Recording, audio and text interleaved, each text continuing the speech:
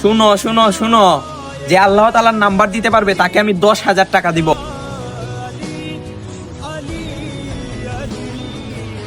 এই ইমাম সাহেব, এটা আপনি কি বলতেছেন? আল্লাহ তাআলার মোবাইল নাম্বার হয় নাকি?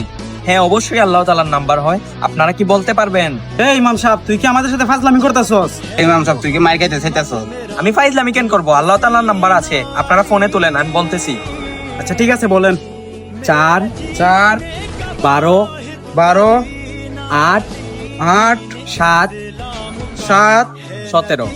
17। আপনি ভুল নাম্বারে ডায়াল করেছেন। কিরে, নাম্বার তো ভুল। তুই কি আমাদের সাথে ফাজলামি করতেছস? ভাই, আপনারা মনে হয় আমার কথা বুঝতে পারেন নাই। আচ্ছা বলেন তো, মানুষ আল্লাহর কাছে কোন সময় বেশি যায়? এটা না জানার কি আছে? নামাজের সময় যায়। এতেই বোঝা যায় আপনারা নামাজের মাধ্যমে স্বয়ং আল্লাহ তাআলার সাথে যোগাযোগ করতে পারবেন।